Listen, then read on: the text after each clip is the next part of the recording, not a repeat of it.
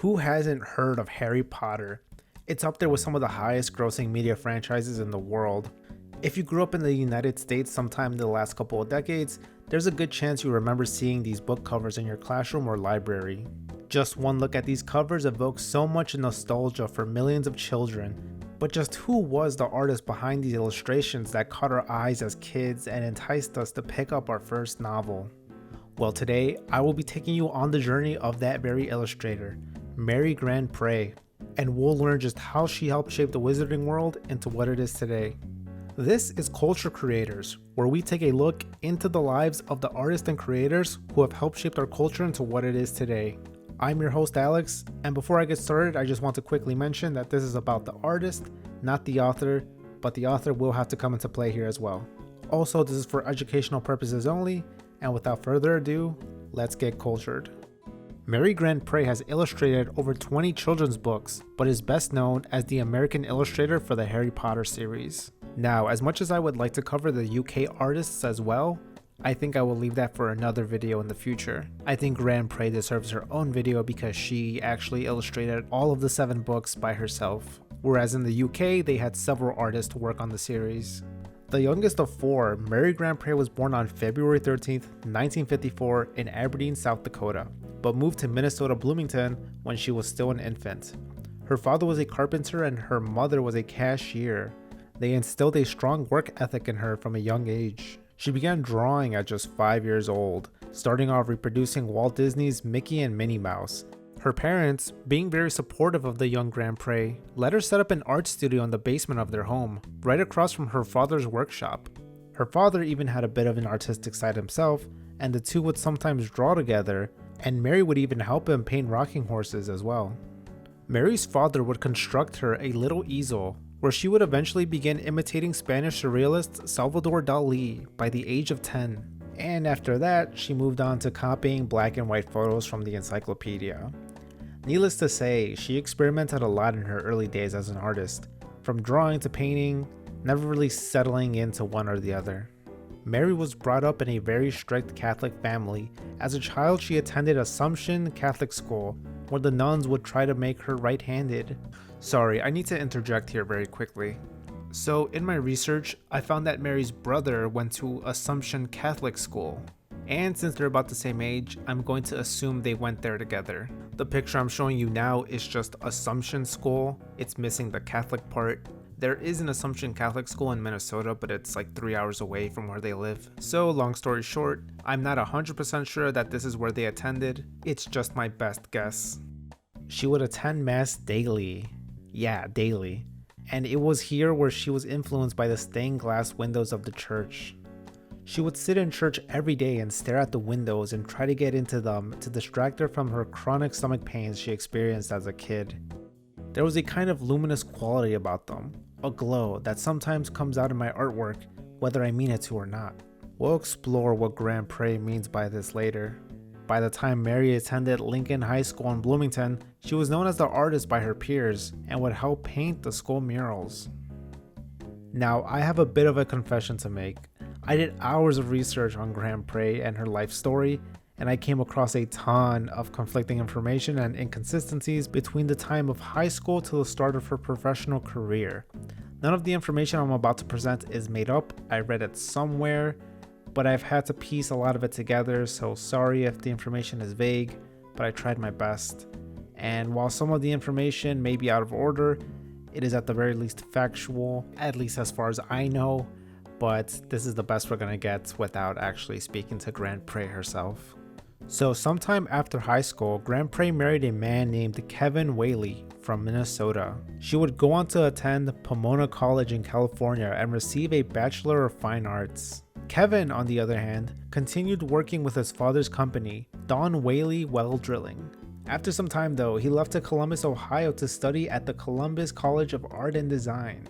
Meanwhile, even with her new degree, Mary would work as a waitress at Perkins throughout most of her 20s, helping Kevin through his schooling as well as supporting herself.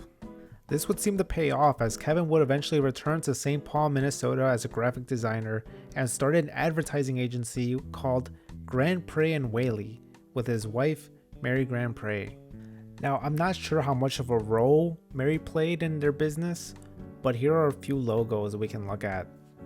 Here's the logo for their agency, Grandpre and Whaley. Here's another logo for a printing company, it seems.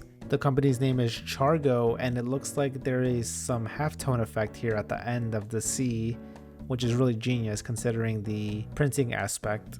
And here's one more for Feast Animal Hospital. I can tell this logo uses a lot of repetition of circles. The more you look, the more you'll notice them. And also it uses a bit of negative space with the dog and the cat. Speaking of negative space, look at this one. This one was, I think it was for Kevin's father's company, because the name for the logo is Whaley Excavating Inc. And wow, the negative space is really great. I don't really know what is going on in the logo itself, but I'm assuming it's some sort of excavating instrument that I don't know about, but I can tell it's depicting something excavating related. After some time, Mary and Kevin would divorce. Their company, Grandpre and Whaley, would become just Whaley Design. Since the business was started by Kevin, he took over and this became his logo. I don't really know what to make of this one. I will be generous and I will kind of like make an outline for what I think it's supposed to be. Maybe like the top is a K and the bottom is a W, but that's kind of stretching it, I think. But ultimately it doesn't matter. For those of you getting into logo design, your logos don't have to represent anything, they just have to be memorable. After their divorce, Mary was still waiting tables until a fellow waitress at Perkins convinced her to go back to art school. So at age 27, she enrolled at the Minneapolis College of Art and Design. In art school, she still wasn't sure what kind of artist she wanted to be. Being a fine arts major, she studied painting at first, and then she studied logo design as well as type design, which would come in handy later as a book illustrator, where she'd have to draw book titles and think about how type would be set on a page. When she discovered her talent as an illustrator, she started to think of illustration as a career. Mary says, "I'd always thought of illustration as kind of a boring commercial thing. I was a fine arts major, so I approached illustration with that attitude. And it came to a point where it really worked for me because I started solving illustration ideas with the natural way that I draw." Illustrating picture books became one of her favorite kinds of illustration. Telling stories through pictures was so much fun, Grandpre says. She ended up leaving the Minneapolis College of Art and Design before graduating due to monetary issues, but said, "I got done what I was going to do there. I wanted to work, to support myself." She started getting her portfolio ready and carried her very large and very heavy amounts of work door to door to local ad agencies in Minneapolis.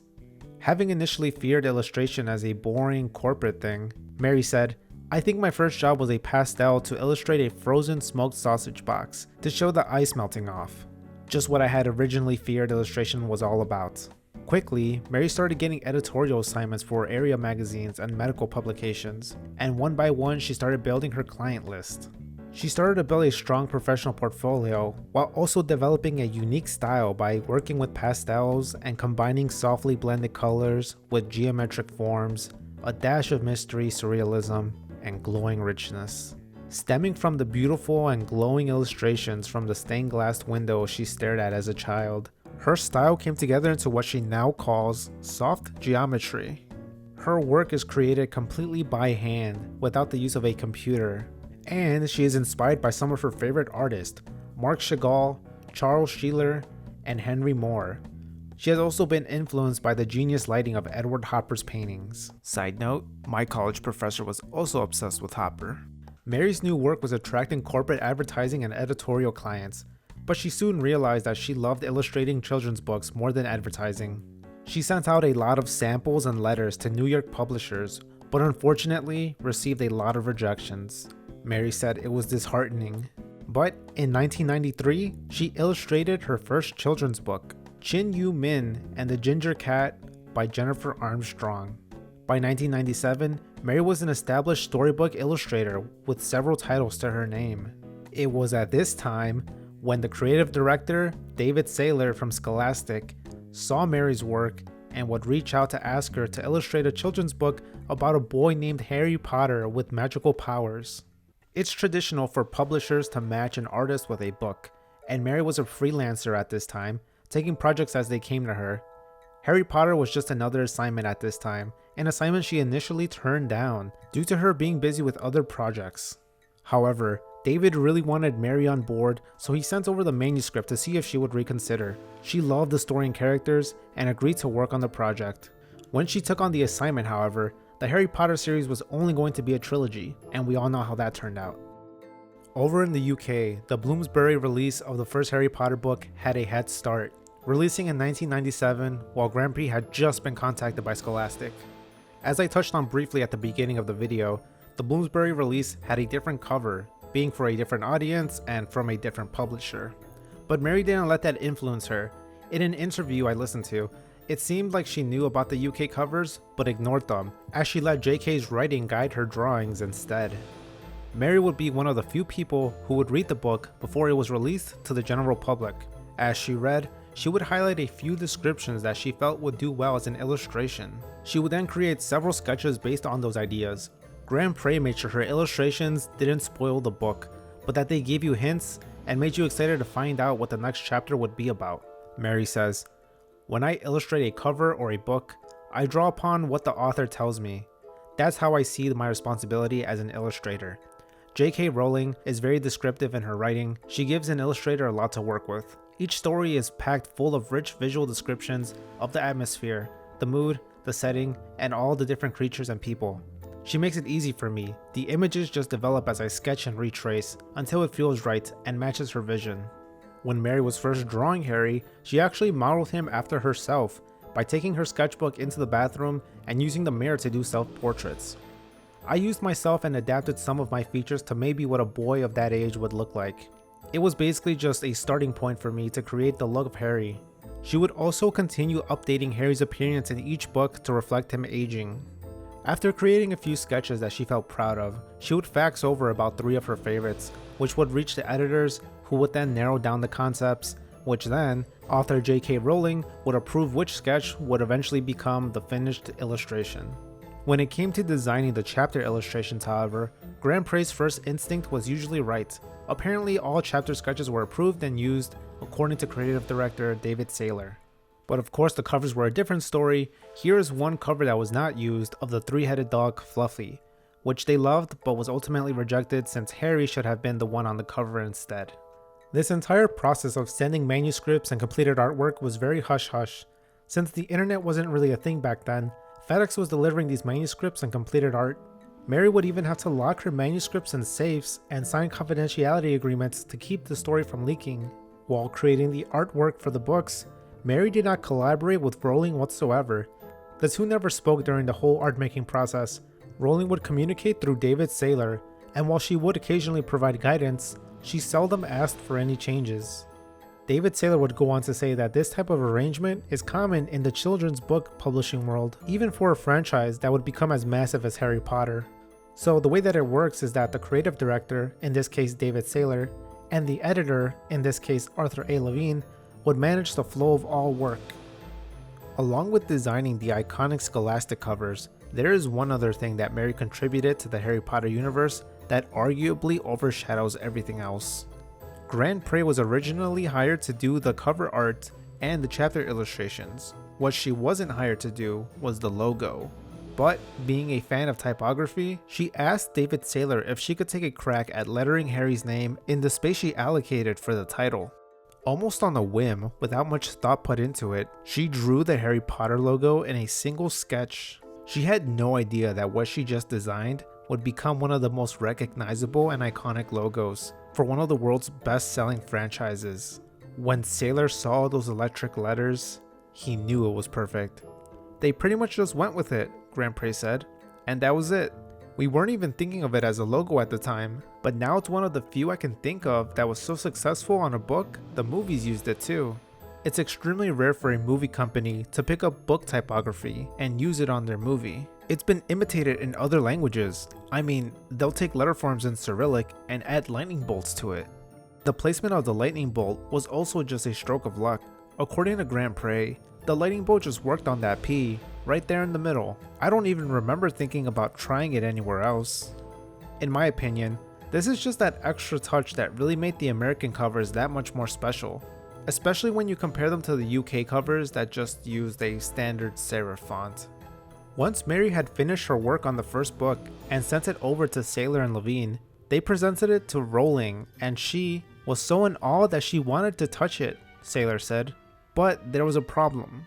So if any of you have worked with pastel in the past, you can probably guess why there was an issue. But if you haven't, I'll explain. So Grandpre notoriously worked with unfixed pastels, which are a lot more vibrant and lively, but are also a lot more susceptible to smudging, since pastels are such a soft medium. Sailor recalls this near miss when presenting the final artwork. The artwork is so tactile that when you do see it in person, it's stunning. But I almost had a heart attack because Jill reached out and touched it with her finger, and I said, "Oh, be careful, it's not fixed." And she pulled her forefinger away and it was just covered with pastel. It didn't spoil the painting, just so you know, but it was a moment of panic. She was just so entranced by seeing it in person. And according to the article I read, I think the part she touched was the owl. It didn't say it explicitly, but it used a picture of the owl for the article image. Although Rowling and Grandpre never spoke during the illustration process, they would eventually meet for the first time in 1999, while Rowling was on tour promoting The Prisoner of Azkaban, the third book in the Harry Potter series. Grandpre said, "I did meet J.K. in Chicago for dinner when she was on tour with Scholastic people. I got to sit by her at the dinner table, and she was really appreciative of the work and said, 'I love what you're doing.' So that was really great." Much like the UK covers Grandpre ignored, she also did not let the Warner Brothers movies influence her work. The movies started to release about the time the third book was hitting store shelves in the US, and many of them would release as Mary was still hard at work illustrating. She said she simply didn't watch them until she finished the books, since she didn't want her work to be influenced by them. The popularity of Harry Potter didn't hit Mary until she was working on the third book. That's when she knew that they were dealing with something very special. The rest of the books went as you would expect. Mary would have about 2.5 months to work through reading, sketching, and delivering final illustrations. The first 3 books were colored in jewel tones, which are richly saturated colors named after precious stones and metals, much like the colorful stained glass windows she grew up gazing at every day in church. The fourth book, The Goblet of Fire, was I guess meant to be more of a transitional book, as the jewel tones weren't quite as pronounced. David Saylor pitched the idea of the remaining 3 books to be thematically colored, so the cover of the Order of the Phoenix would be blue and moody, since it was an emotional book. The Half-Blood Prince would be green, since there was multiple descriptions of green throughout the book, like the green light coming from the cave, and the final book, The Deathly Hallows, was a triumphant golden color. The cover for the last book was created using pastels on toned printmaking paper, and the chapter illustrations were done with charcoal. The final book also had these curtains inside of the flaps, which were much like the curtains on the very first book. The curtains close out the final book as they open the first book. According to Grandpre, that was actually planned from the start. This last cover would end up being Grandpre's favorite. Okay, I'm going to have to travel a bit back in time to explain this next part. Again, this is one of those parts that didn't really make sense to me, at least in terms of the time frame here, but it's from an interview with Grandpre herself, so I'll just trust it and explain the gaps later. So apparently, Mary was teaching at the College of Visual Arts in St. Paul, Minnesota in the early 90s. It's here where she would meet Tom Kazmer, who was also a teacher at the school. They didn't know each other until one day, Kazmer invited Grandpre to come speak to his children's book illustration class. Tom thought she'd have some useful insight, being the illustrator of the Harry Potter books. So that's the part that caught me up. It said that she was teaching there in the early 90s, but she didn't illustrate the Harry Potter books until the late 90s. I'm just going to assume that she was there for a very long time and this story spans multiple years. Tom's students would tell him, "You should ask her out." He did, and they went to lunch together and had a nice chat. Eventually, Mary would go over to his place and saw his huge paintings on the wall and thought, "Wow, he's cool." What began as a friendship among artists soon developed into an admiration for one another and their works. The two would end up marrying, and in the early 2000s moved to Sarasota, Florida, when Casimir got a job teaching at the Ringling College of Art and Design, where he would become head of the illustration department. Being an art couple, they wrote and illustrated a children's book together called Henry and Paul and the Round Yellow Ball, published in 2005, about a young artist who wants to create something important. In 2007, Tom and Mary would go to China where they would adopt a little 2-year-old girl, Julia. Growing up having two artists as parents, Julia has grown up to become quite the artist herself. Tom says, "I think we are raising an art director. Julia will be working on homework and Mary will be painting and will ask Julia her opinion. She has a good eye." Mary follows. She will come over and say, "This is unbalanced here," or "What if you brought a dark space over here?" 9 times out of 10, she is right. We have to give kids more credit. They get it. When asked what the purpose of art is, Julia said, "Art is a way of expressing yourself without needing to use words. It is just a fun way to experiment, to create and share your ideas. I love it when I show someone one of my ideas and see their response to it." Julia is currently in college and maybe we'll see her follow in her parents' footsteps someday. You never know. Okay, there's more to discuss, but since this video is getting pretty long again, I'll breeze through to the end. Mary has famously worked with a lot of clients and studios. Most notably, she worked as an environmental concept artist on the 1999 DreamWorks movie Ants, as well as an artist on the Blue Sky Studios' Ice Age. These were the two that showed up the most. I wish I could show you more of the work she did, but most of this freelance work doesn't really show up anywhere. I do have a couple more to share, but I'll save those for the last segment of this video because they're kind of funny. Although Mary was an illustrator for about 30 years, she now creates art for herself instead of for an assignment. Mary has retired from being an illustrator and has fully transitioned to an abstract painter. Mary says, "I went through big struggles when I was illustrating. It wasn't satisfying me creatively. It wasn't filling me up as an artist. I realized I was just taking orders and drawing what other people were writing about. That may sound shallow, but I wanted to create pictures that made me happy. I didn't know what that would be at first. I just knew it wasn't illustration." Mary struggled a bit initially making this change, as she was used to drawing from life for 3 decades. She would take an online course to help open her mind, and from there, she never looked back. She now creates paintings alongside her husband in their North Trail home, just a couple blocks from Sarasota Bay. She has donated several pieces to the wellness community of Southwest Florida, a nonprofit organization providing support for people with cancer. She has also contributed to her local Habitat for Humanity charity by donating pieces and books as well. Oh, and she creates sock monkeys too now. I found Mary's art journey to be really fascinating. Starting with logo and type design, arguably one of the most technical and precise forms of art, and then jumping to illustration and advertising, a bit more free than graphic design, but then she'd get even more freedom when she switched to children's book illustration, which has a lot more room for imagination and creativity than something as corporate as advertising. And ultimately, she would settle on abstract painting, truly one of the most liberating forms of expression. I mean, we saw from a young age how many types of art she was experimenting with, and it seemed like it took her years for her to truly find herself and discover what fulfilled her as an artist. With that being said, if by some chance Mary Grandpre listens to this, I would like to apologize for focusing so much on your career as the Harry Potter artist. I know it must not feel great for people to focus on one part of your career, especially when your life has been full of so much other work you enjoy doing more. I'm just here to teach people about the cultural impact you have had as an artist, and I hope others will continue to learn and follow you on your journey. Everyone, please make sure to check out Mary's website at marygrandpre.com. You'll be able to see all of her beautiful artwork and learn a bit more about her, and it seems like she might even be open to some commission work. And be sure to follow her on Instagram at Mary Grandpre, where you can keep up with her more frequently. Okay, in no particular order, here are some fun facts. Most of you might know this, but in the UK, the first Harry Potter book is actually called The Philosopher's Stone, not the Sorcerer's Stone. This is because Scholastic did not think the word philosopher would capture American readers' attention. Editor Arthur Levine suggested changing the title to something that brings the magic more obviously forward, maybe something that indicates the whole school experience that Harry has. His proposal was Harry Potter and the School of Magic, which was considered for a while, long enough for Mary to sketch the name in her drawings more than once. As you know, the subtitle of each book was drawn into the illustration itself and not just added on top like the Harry Potter logo. David Saylor recalled, "It seemed like a good idea in the meeting, but then when you see it on the sketch, you're like, oh no, this is not right. To me, it felt too prosaic, like School of Drama, like School of Chemistry. It didn't feel magical to me, ironically." Eventually, Rowling herself proposed Sorcerer's Stone, and that ultimately won out. However, she did later regret changing the title, and Levine even admitted, "I think they would have done fine with Philosopher's Stone, but they were on a mission to get every child in America to read this book."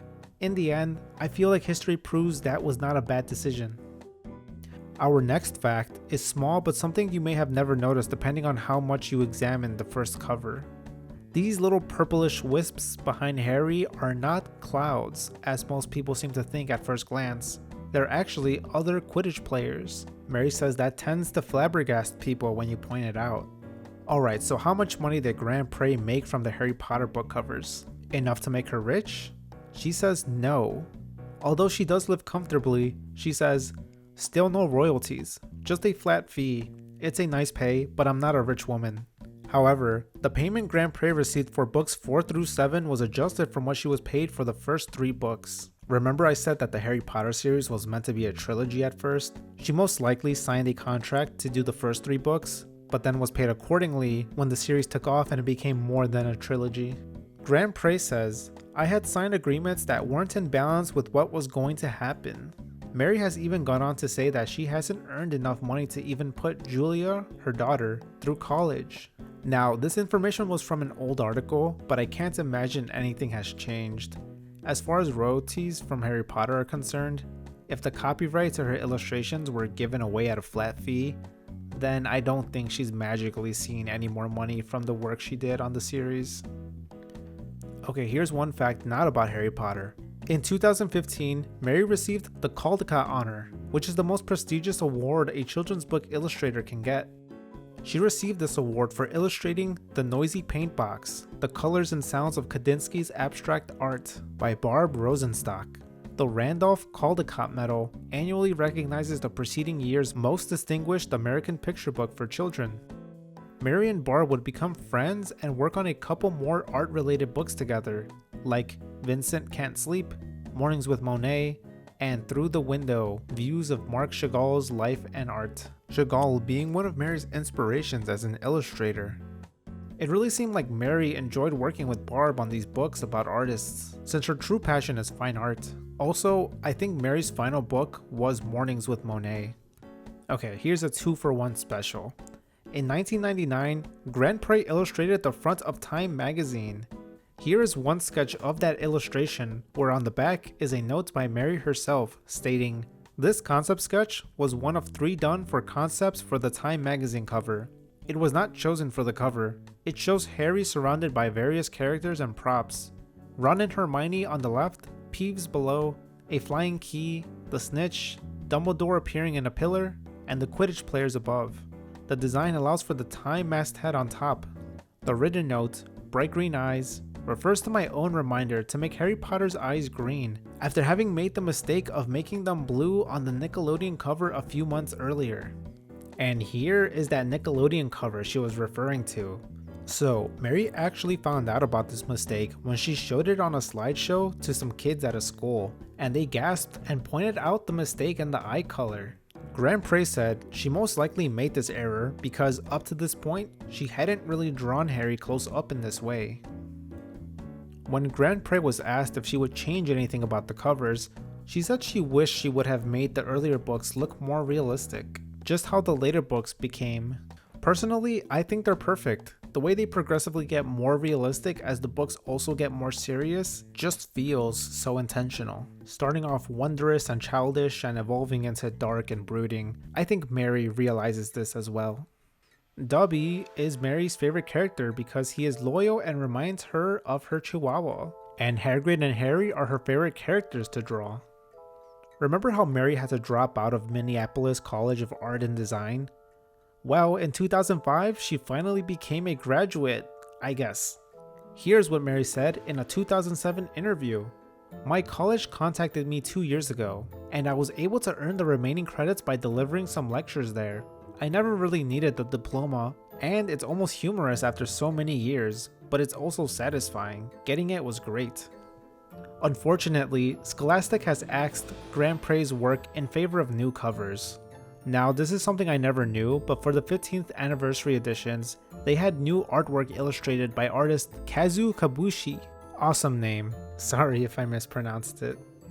This artwork though, it's not really doing it for me. The illustrations are amazing, don't get me wrong, but I just don't think they have the same soul as the originals. Now, I'm not a Grandpre purist or anything, but they're just too clean for something like Harry Potter.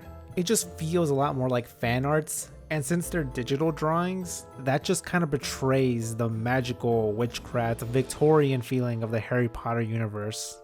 And maybe Scholastic felt the same, or they just wanted to keep capitalizing on new releases. But for the 20th anniversary, they released another set of covers, this time by Brian Selznick. And mwah, chef's kiss, Brian. I think these are stunning.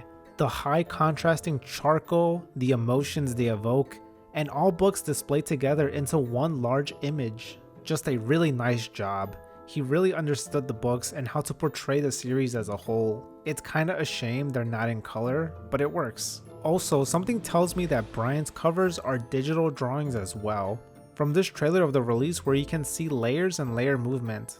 Not that that matters, I just wanted to say it since I complained about Kabushi's covers being digital. At least the Selznick covers look like charcoal. It adds a lot more personality that way. Also, before anyone gets upset with me, I do love the Kabushi covers, I just don't think that they're what the Harry Potter series needed. But that's just my opinion, and who am I to say if they fit the series or not. Oh, and I almost forgot to include this cover. This was a 10th anniversary edition, done by Grandpre herself. I think I still like the original cover she did more, but this one's really great too. She's still giving us that sense of mystery. If you knew nothing about Harry Potter, maybe you'd think this book was about a magical mirror or something. Alright, we're almost through here, only a few more facts. The Sorcerer's Stone is Mary's favorite book, story-wise. And as I mentioned already, the Deathly Hallows cover was her favorite. The 5th book, The Order of the Phoenix, was the most challenging for her to draw. With all those moody blues, getting the tone right was the hardest part. By the way, I think this is the best cover. The blue hues are just so good. They really remind me of my favorite painting by Picasso, the old guitarist. Or I guess just any painting by Picasso in his blue era. I'm not sure if Mary drew any inspiration from Picasso to create this cover, but if she did, I wouldn't be surprised. In a very quick throwaway line, Mary said she was once a courtroom artist. I wish we could find some of those drawings, but she said she was bad at it. It'd still be pretty neat to see though. Grandpre did not illustrate Hermione or Ron in the first book because she said there were so many other more interesting things to illustrate. Though not by name, Grandpre is briefly referenced in the 2006 film The Devil Wears Prada. The main character is tasked by her boss to get her hands on an early copy of the Deathly Hallows manuscript. She calls her connections in New York to see who might be able to get her a copy. But of course this task is impossible. But thankfully, her connection Christian Thompson comes to the rescue. He explains, a friend of a friend does the cover art, and she happens to have the manuscript. Now if Mary had done this in real life, she obviously would have been in very big trouble. Like I said before, she had to lock the manuscript away in a safe, and she really couldn't even talk about it, much less give the whole manuscript away. If you're wondering what house Mary is, her online quiz has put her in Hufflepuff, but she claims this was due to some technical mishap. I don't think she knew how to work the online quiz. But at heart, she proudly puts herself in Gryffindor, and leans a bit into Slytherin. If you're an artist and if you wonder what kind of tools Mary uses, she says she uses new pastels, just in case you want to replicate her style. And that's about it. As always, thank you for watching, and please consider subscribing if you like learning about the artists who have influenced our culture. Also, don't forget to leave a like, that would be very appreciated, and make sure to check out the rest of the channel. As of the posting of this video, the channel is still in its infancy, so I only have one other video for you to watch. But it's a good one, it's about the guy who created The Very Hungry Caterpillar. So make sure to check it out if you remember that book. And excuse the length of this video, I promised myself that I was going to make it shorter than my first one, but it ended up being just as long. I'm still figuring this whole thing out and figuring out how I want to do these stories. Let me know if you find all of this information interesting or if I should cut back on some of it. I find it interesting, but I also don't want people to get bored. If you have any additional information or corrections about what we discussed in this video, please leave it down in the comments. We'd all love to learn more and continue preserving the legacy of this artist. Alright, see you all next time. Don't forget to keep learning and stay cultured.